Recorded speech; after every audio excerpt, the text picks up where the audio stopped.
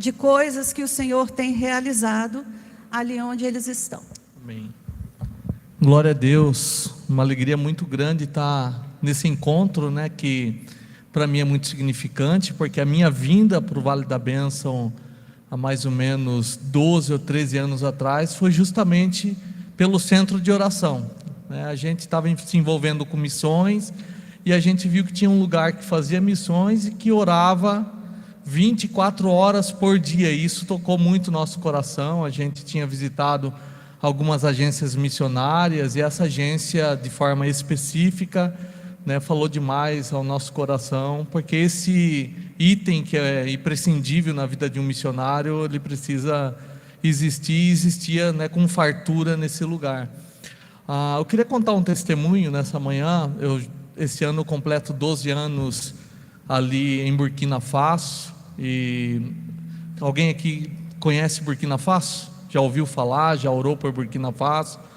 Se você ora pelas portas abertas, pela igreja perseguida, você vai ver que ultimamente tem se falado bastante em Burkina Faso, porque entrou, né, no ranking aí dos países perseguidos, né? Isso é motivo para nós orarmos mais por esse lugar. E há mais ou menos 6 anos atrás, quando nós estávamos levando um container do Brasil para Burkina Faso, né, nós tivemos algumas dificuldades, né, para levar esse container. O container chega com a documentação toda errada, para num outro país, a gente vai até Costa do Marfim, traz o container para Burkina Faso, e ali a gente prepara então um centro educacional para poder servir, né, aquelas crianças, os adolescentes, os jovens daquela nação, com cursos profissionalizantes. Mas dentro daquele container eu tinha recebido também um estúdio móvel. Quem trabalha aí com audiovisual, né, nós montamos aquele estúdio ali. Eu não sabia por quê, porque não era a minha área, né? A minha área era só mais fotografia, filmagem. Inclusive nós temos um curso de fotografia e filmagem para jovens ali também. E de repente nós recebemos a visita de alguns missionários brasileiros, que inclusive são aqui da missão Antioquia, que servem o Senhor ali na Albânia, o Edmilson e a Miriam. Não sei se vocês conhecem. E o Edmilson e a Miriam passaram um tempo conosco ali em Burkina Faso, e nós fomos visitar alguns povoados, algumas tribos que não conheciam o Evangelho. E eu me lembro que nós pegamos chuva, passamos por montanhas e chegamos num lugar a mais ou menos 70, 80 quilômetros dentro da mata, e tinha um povoado ali muito expressivo. É um povo alegre que eu não conhecia, que hoje nós trabalhamos, da etnia Samblá. E aquele povo nos recebeu muito bem, nós fomos recebidos com alegria, com festa. No outro dia nós retornamos com toda a nossa equipe. E quando nós retornamos com a nossa equipe ali, nós trabalhamos com as crianças, fizemos um culto ao ar livre, e algumas pessoas receberam Jesus. Então foi um dia marcante para nós, foi um dia de muita alegria por pessoas terem recebido Jesus. Então nós recebemos um documento do líder daquela tribo para que nós abríssemos uma igreja naquele lugar. Nós começamos então a desenvolver um relacionamento com aquela etnia. Era de uma língua muito diferente, não conhecíamos ninguém que fazia a tradução direta para aquela língua. Então nós buscamos uma terceira pessoa, né, para fazer a tradução do Diolá para aquela língua, né, nativa. E nós começamos então a implantar a igreja. Nós começamos a orar, nós começamos a falar com o Senhor: Senhor, nós gostaríamos de construir uma igreja nesse lugar, nós gostaríamos, né, que o teu nome fosse realmente conhecido, que as pessoas aqui conhecessem quem é o Senhor. Mas tinha toda a dificuldade da cultura, da língua, do lugar ser muito distante. E nós então, através da oração, Deus toca o coração de uma irmã que libera um valor para nós construirmos a igreja. Nós começamos então a construir a igreja no meio do povo Samblá. Só que à medida que nós íamos construindo a igreja ali naquele lugar, né, as pessoas vinham e derrubavam os muros, e não queriam. Eram os líderes ali do feitiço, os líderes ali das religiões tribais que tinham ali dentro daquele lugar. E assim que nós terminávamos de construir os muros, Daí levávamos bancos de madeira na caminhonete, levávamos o púlpito de madeira que tínhamos feito na nossa marcenaria, roubaram os púlpitos, roubaram o banco. Então tudo muito difícil, com muita dificuldade, nós não conseguíamos avançar naquele lugar.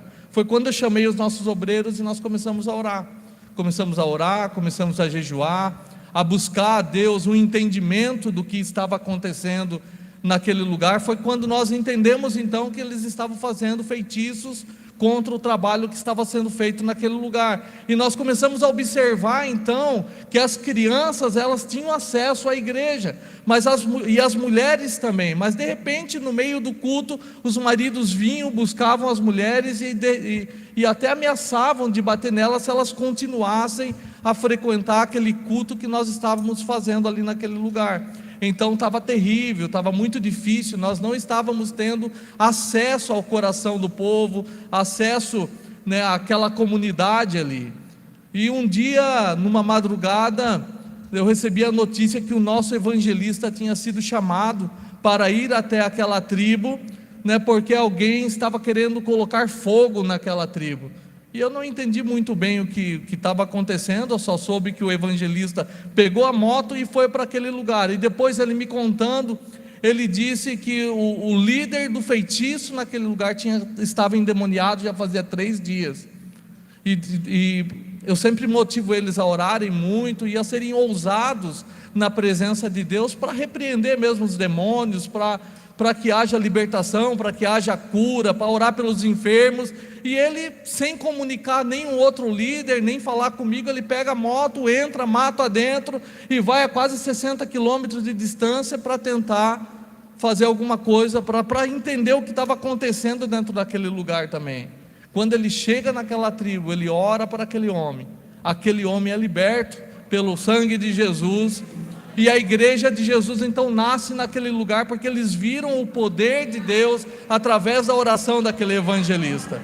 Foi algo maravilhoso, foi algo poderoso. Então a igreja começa a nascer no meio do povo Samblá. Então nós já estávamos 2 anos, mas como a dificuldade linguística, cultural era muita, nós começamos a orar e falar: Senhor, como nós vamos penetrar, né, com mais efetividade no meio desse povo? E a oração, ela é algo maravilhoso. Quando nós oramos, né, nós damos uma resposta, né, a Deus, e Deus, ele se manifesta de forma poderosa, ele quebranta nosso coração, ele traz entendimento do que fazer, ele alinha corações, ele une propósitos. E de repente eu estou ali no nosso estúdio, no nosso projeto, com aquilo ali montado, sem saber o que eu iria fazer, apenas tinha montado um estúdio. Vem um jovem da capital do país falar comigo e falar assim: olha, você é o missionário Roberto? Eu disse: sim, sou eu soube lá no seminário que você está trabalhando no meio do meu povo, eu soube que você abriu uma igreja no meio do meu povo, pastor Josué, se você for ali no nosso lugar de oração, é ele que está batizando uma pessoa ali no nosso banner. E o pastor José começou a contar a história dele. Ele falou: olha, mais ou menos 4 anos atrás, eu conheci Jesus através de um evangelista lá no meio da nossa tribo, e quando eu recebi Jesus como Senhor e Salvador da minha vida, eu fui rechaçado pela minha família, os meus pais me renegaram, a tribo me expulsou. Hoje eu não tenho nem mais liberdade de ir até a tribo aonde eu nasci, os meus pais não querem mais ter contato comigo. E esse pastor me levou para a capital, e lá na capital eu fiz o curso de teologia e também fiz linguística. E quando ele falou fiz linguística, algo despertou dentro de mim, porque eu lembrei do estúdio. Esse povo é um povo analfabeto. Nós tínhamos a Bíblia traduzida numa segunda língua, que era o diulá. E o Espírito Santo falou comigo, eu estava num momento de muita oração. Ele falou assim: por que não traduzir de forma oral, do diulá para o samblá? E eu fiz o apelo para ele. Eu falei: pastor Josué, você não gostaria que a palavra de Deus chegasse para o povo samblá? Você não gostaria que eles ouvissem a palavra de Deus na sua própria língua? E ele abriu um sorrisão, ficou muito entusiasmado. Então eu trouxe ele da capital, ele começou a trabalhar conosco, ele e mais uma equipe. Nós trabalhamos incansavelmente durante 3 anos e meio, traduzindo todo o Novo Testamento, às vezes de manhã, à tarde, à noite, na madrugada. O Senhor foi nos dando estratégias, porque nós não tínhamos toda a expertise, não tínhamos toda a técnica, mas buscamos ajudas nos órgãos que já trabalhavam com tradução na capital e com outras pessoas também, para que nós pudéssemos ser mais corretos possível, né, na tradução. E ao longo de 3 anos e meio nós terminamos o Novo Testamento. Foi algo maravilhoso, né? Agora o povo tinha a palavra de Deus para escutar. Mas daí nós tínhamos um outro desafio, que era levar a palavra de Deus para esse povo, né? Como que nós iríamos introduzir, né, o áudio? Daí o pastor Silas nos recomendou para participarmos de uma conferência missionária, e nessa conferência missionária nós conhecíamos missionários que trabalhavam também com oralidade.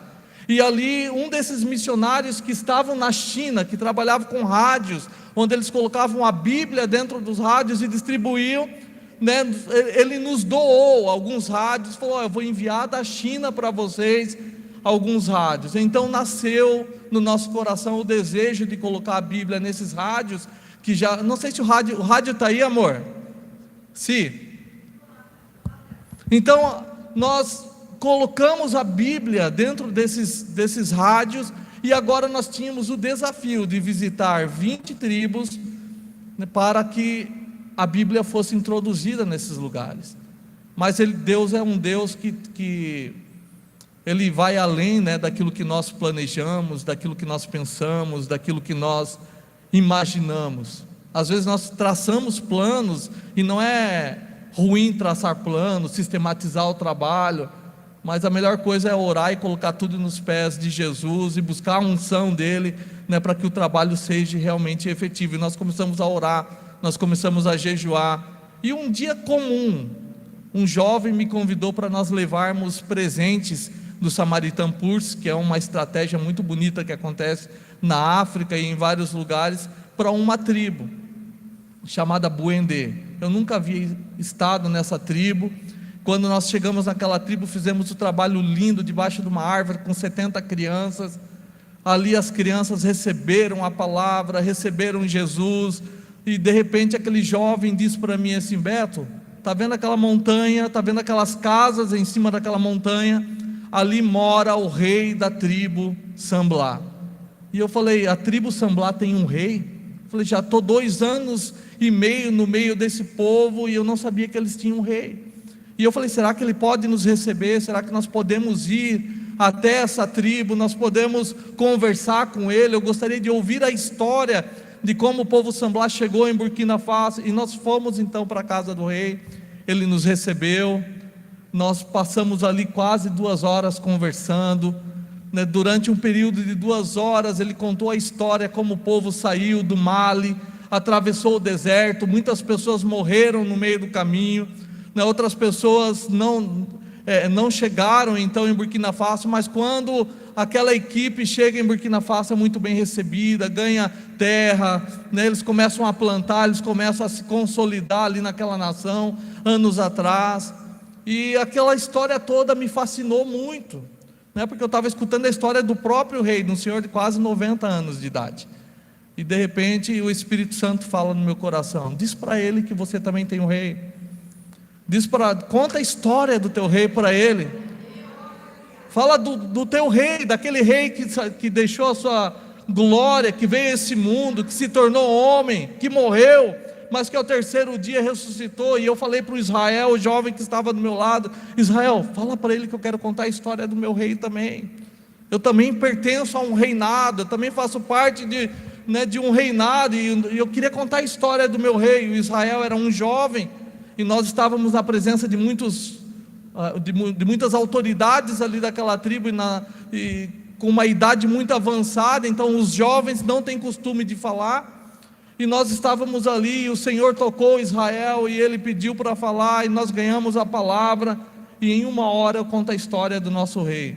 A história Na verdade, eu conto o plano da redenção, como o pecado entrou no mundo, né, o que o pecado fez com o homem, separando o homem de Deus, e de repente Deus, na tentativa de resgatar novamente esse relacionamento, né, Ele envia o filho dele, e o filho dele morre naquela cruz, e ao terceiro dia ressuscita, e no final dessa história maravilhosa, aquele homem, aquele senhorzinho estava chorando, e eu percebi que o Espírito Santo estava falando ao coração dele, e eu naquele momento, como eu sou um evangelista, irmãos, eu não aguentei, eu falei: olha, o Senhor gostaria de submeter o seu reinado ao reinado do Senhor Jesus.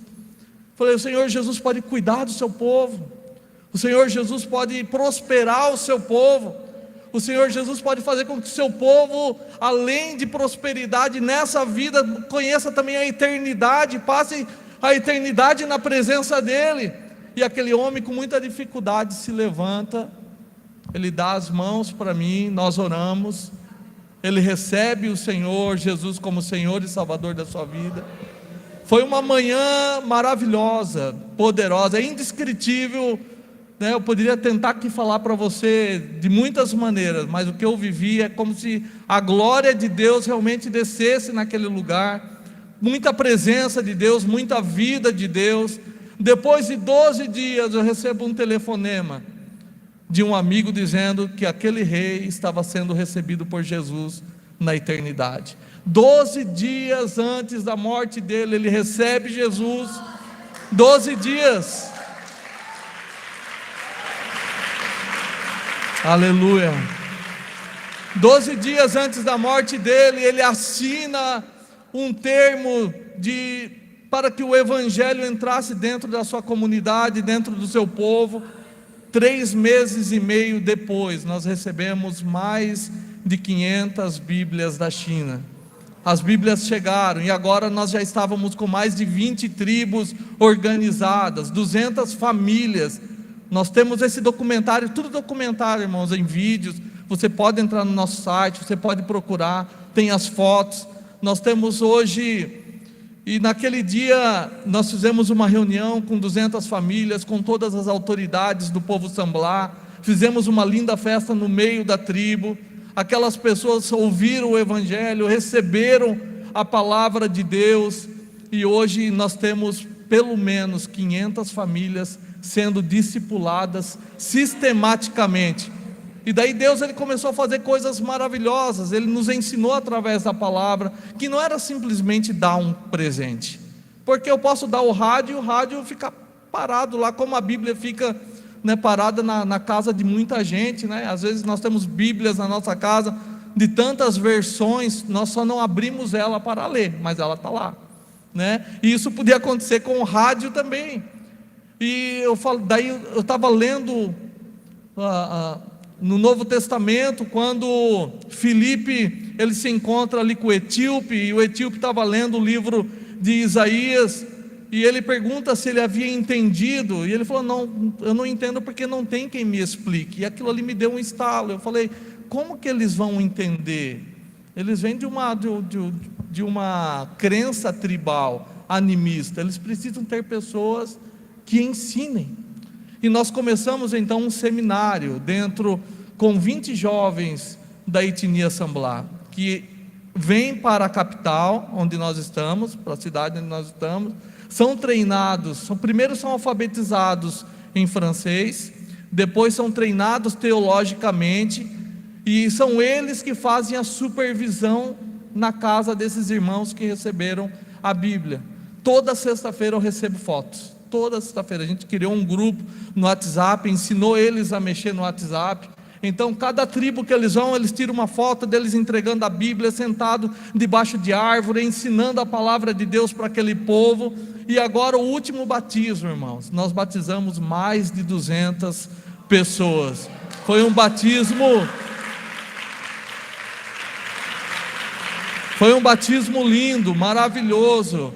E a maioria das pessoas que se batizaram foram dessa etnia. Então Deus, ele tem feito coisas maravilhosas. Já vou passar para a Hilda.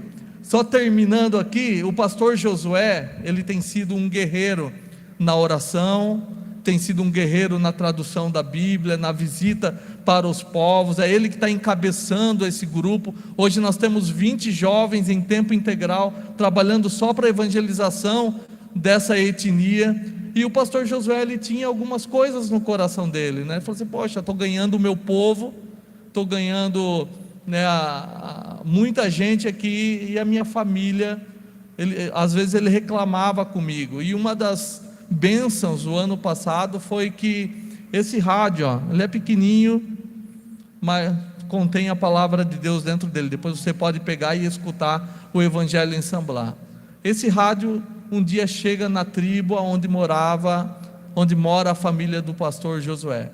O pai dele já havia falecido, mas a mãe dele, uma mulher muito idosa, recebe a Bíblia em áudio, na voz do pastor Josué, e ela escuta o Evangelho sem saber que era o seu filho que estava aqui falando na rádio. Ela se converte, recebe Jesus, e nós tivemos o prazer de batizá-la esse ano, para a glória de Deus. Deus abençoe, irmão.